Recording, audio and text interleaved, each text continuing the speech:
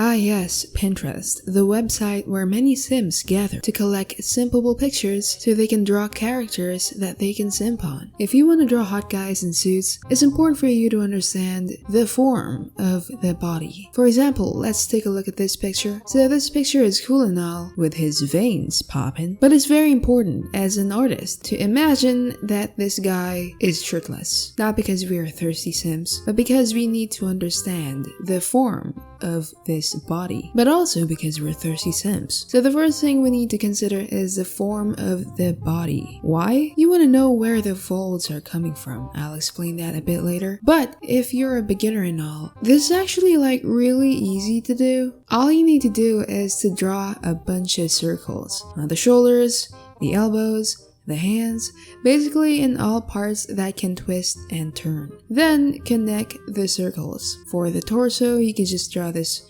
rectangle thing, and then you can just hide the picture and basically copy that.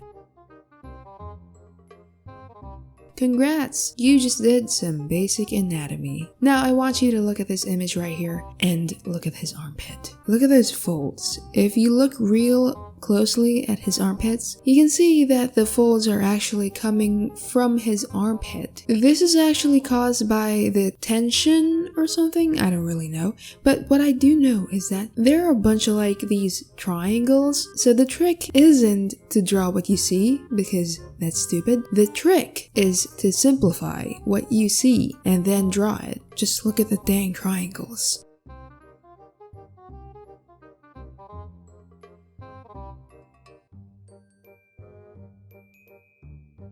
You can sort of see the flow of the wrinkles. They're basically just coming from the juicy armpit and then going out. So I'm just gonna do that and simplify everything.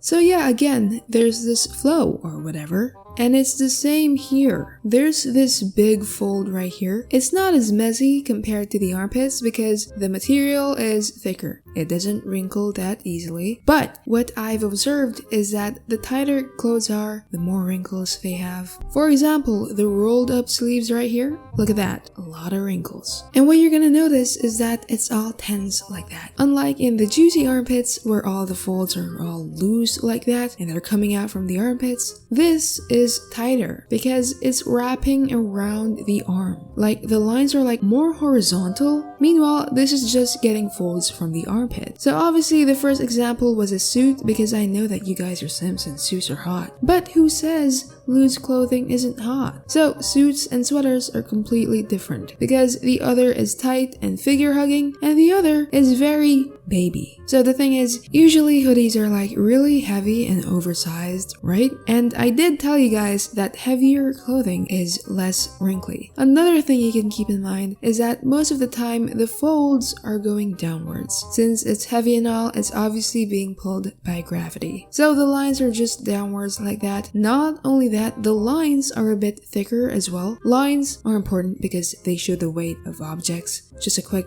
trivia, whatever. Okay, so just a quick recap. So what we've learned so far, suits versus sweaters. The polo shirts are tighter and they just wrap around the body, and sweaters are looser and heavier and they droop downwards. But what about shading them? Honestly, I just prefer to keep it simple. Just keep in mind the lighting and the triangle thing that I told you about. Just remember to simplify stuff. One thing you can do is make defined shapes, and then you can soften it up with a soft brush. That way you can maintain the floofiness.